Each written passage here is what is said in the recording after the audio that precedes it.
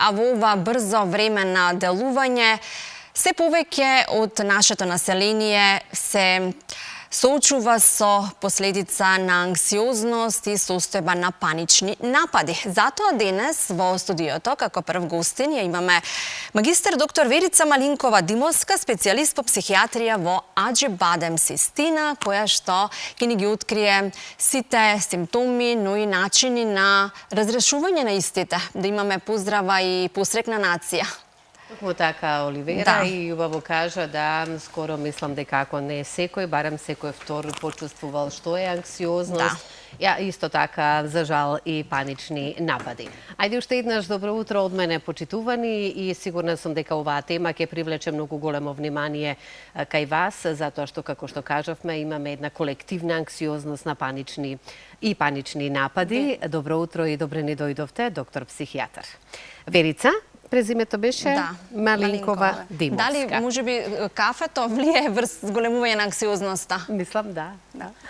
Добро утро и на вас. Благодарам за поканата и за разговорот на една вака интересна тема, која што многу чисто станува дел од нашето секојдневие.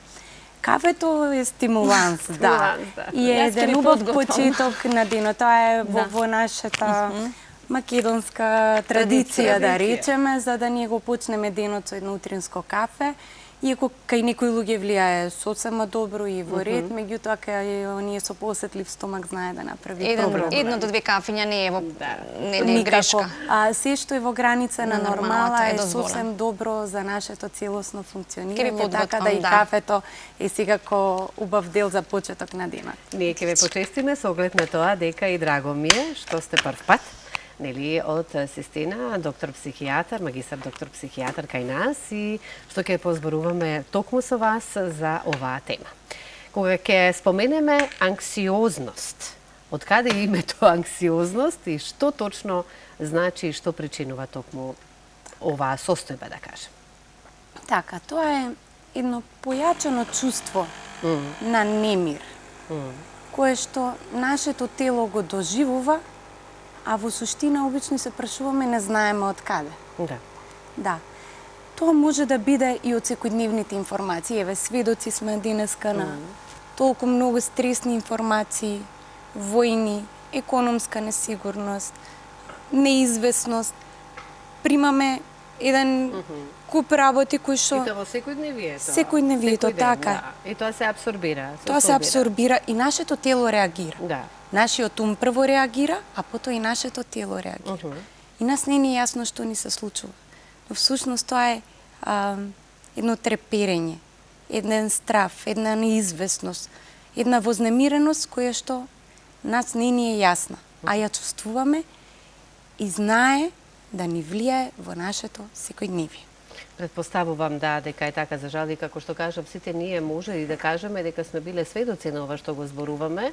Ако не некој... Благодарам многу, Оливера. Благодарам. Еве, колешката ви подготви кафенце и за добре дојде и нека ви е на многу добри домаќини сте. Благодарам за бавите зборови. Да, сето она што го споменавте да сме го почувствувале скоро, да кажам, ако не сите, еве, нека биде секој втор, овие панични напади, анксиозноста. Меѓутоа, кажавме и кои се факторите каде што најмногу доаѓа до ова чувство за жал, кое што предизвикува, како што многу убаво кажавте, и со повеќе зборови го опишавме, и вознемиреност, почувствуваме нелагодност, секакви мисли и така натаму. Меѓутоа, кога ние треба да реагираме и како да знаеме дека тоа е она што го нарекуваме, нели, да кажеме, анксиозни сме. Веќе паничните напади, барем знаеме дека се панични напади, мислиме дека во моментот нешто ќе ни се случи, вознемирени сме и тоа веќе делува каде што може и да забележиме дека кај некого нели се случува тој паничен напад, меѓутоа вознемиреноста, онаа која што е скриена кај анксиозноста, да кажам, таа тлее и делува кај организмот на човекот и повеќе време. Ако не на време се јавиме на психолог или кај вас психијатар, како и да е, вие најубаво ќе објасните, тогаш какви последици може да донесе? Одлично прашање. Знаете, анксиозноста и паничните напади малтене одат заедно или следствено едно на друго. кога човек е под појачани емоции, појачани чувства на вознемиреност. Тоа многу често се прелева и може да настане во паничен напад. И сега, што е паничниот напад во суштина би сакала да објаснам? Кога ние веќе знаеме дека нашето тело во таа состојба на страв и на неизвестност почнува да продуцира мисли дека нешто страшно катастрофично ќе се случи. Најчесто тоа е мисла со нашето здравје. Бидејќи започнува срцебиење. Веднаш почнуваме, ќе умрам, ќе ми се случи нешто, ќе се случи нешто на никој друг. Нема да ќе се онесвестам. Меѓутоа, многу е битно да знаеме, да препознаеме дека тоа е само мислата, а не е фактичката состојба. Да. И кога ќе направиме дистинкција дека тука е само мислата, многу полесно можеме да го регулираме. Или да ја контролираме. Да, или да ја контролираме. Направи разлика меѓу обичен стрес и паничен напад. Кога се симптомите исти, претпоставувам. Така. Значи, кога е обична анксиозност, ние можеме да го исконтролираме. Нели се чувствуваме вознемирено, меѓутоа функционалноста ни е во ред. Да, имаме намалена ефикасност, меѓутоа се уште функционираме во нашето секојдневие. И во двете ситуации, и во анксиозноста, и во паничните напади, може да ни биде засегнат и сонот, и исхраната, и социјалните комуникации, и работната способност. Со кого се дружиме и дали сакаме воопшто да се дружиме. Меѓутоа, кога сето ова, сите овие аспекти, ќе ни бидат доведени до момент да ни ја менуваат функционалноста, ова што го реков пред малку, да ние чувствуваме вознемиреност и веќе не сме способни да ги извршиме нашите работни или домашни задачи. Дека се повеќе избегнуваме да се видиме со нашите пријатели, да излеземе надвор, да поразговараме. Анксиозноста го прави тоа? Да. Кај некој не е ли спротивно да сакаат повеќе дружба или пак утеха од некој или да им каже дека се ќе биде во ред? Како компензаторен механизам, да, во онаа почетна фаза, да речеме, да, луѓето бараат помош. И помошта најпрво се бара меѓу пријателите, меѓу членовите од семејството, кај најблиските. И веќе, ако дојдеме до степен да нас тоа не прави дисфункционални, тогаш е време да се побара помош. Така. Сега, кога сме кај помошта, значи сепак од сето она што го наброивме, постоите вие, за среќа, нели, затоа што јас велам тоа не е болест, туку е, нели, состојба која што е минлива и можеме да ја победиме. На каков начин? Меѓутоа, би сакала и пред да ми одговорите на ова прашање, да кажеме, анксиозноста и паничните напади не мора да значи и немаме годишна возраст, тие може да се јават дури и во повозрастните години, можеби како и некоја доживеана травма или пак нешто низ животот, во текот на животот, сето тоа што сме го абсорбирале како негативност, излегува на површината со анксиозност и со паничните напади. Така да, од која до која годишна возраст или ако ништо друго може да одговорите, кој најмногу ја добива анксиозноста од вака кога зборуваме за годишна возраст? Така. Да бидам искрена, нема вака конкретна годишна граница. Колективна, убаво не пишува. Младите се порано и порано ја доживуваат анксиозноста и паничните напади, а исто распонот ни оди и до возраста. И кај возрастните. Да, така да секоја година мислам дека се повеќе ни се зголемува старосната граница во однос на тоа. Посебно кај помладите, баш овој прилив на информации, постојаната присутност на социјалните мрежи, гледање на видеа, неможноста да се направи никогаш дистинкција што е вистинско, а што е лажно. Знаете, кога зборуваме за младите, тие имаат многу тешка задача. Тие сега живеат во два света, во два паралелни света. Реалниот и виртуелниот. Виртуелниот е се она што ни се случува на социјалните мрежи, што се пласира како некој начин на живот, како информација, во младите тие години. имаат поинакви гледишта од очекување од тоа што ние, например, порано сме имале, се знае што е реалноста, виртуелноста наша, беше фантазијата околу бајките и замислите, што сакаме и како сакаме да биде. Меѓутоа, тие денеска апсолутно имаат пласирани вака на дланка многу различни содржини и ситуации, каде што они се сакаат да постигнат нешто, па сакаат да патуваат повеќе, па сакаат да има така, се постираат јадења, се постираат автомобили, гардероби, брендови. И сето тоа ќе оптеретува и ја буди и анксиозноста, а следствено пак ќе кажеме затоа тука треба нели родителите да бидат дел од сето тоа и да им кажат дека не е се во материјалното, туку има нешто многу повеќе и во духовното кое што ќе ги води кон животот. Помошта ја споменавме. Како помагаме на оние кои што ја чувствуваат анксиозноста и на кој начин од ваша страна? Така. Значи имаме повеќе техники. Најпрво значи не секоја посета кај психијатари да речеме, не значи веднаш фармаколошки третман.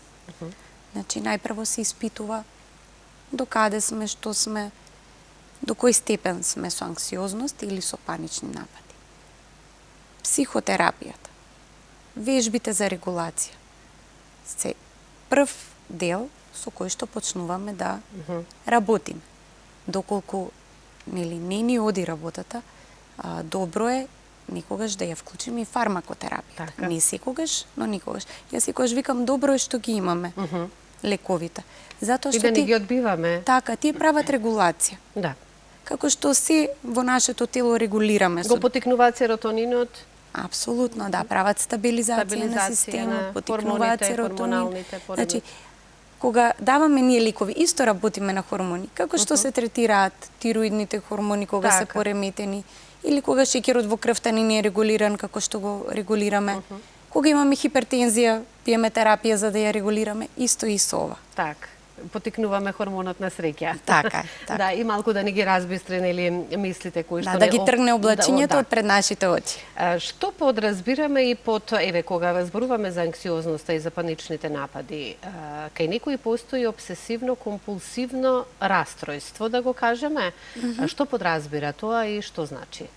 Обсесивно-компулсивното растројство е состојба во која што ние преку одредени движења, репетитивни повторувачки движења, го олеснуваме стресот, односно состојбата на вознемиреност. Значи, или она што сме го доживеале некогаш и без разлика што и да го разбудило. Значи, преку обсесивно-компулсивната симптоматологија ние се растеретуваме. Например, некои луѓе треба 3 пати да ја допрат мацата, 2 пати да заклучат, да отклучат. Да е се во линија на ред.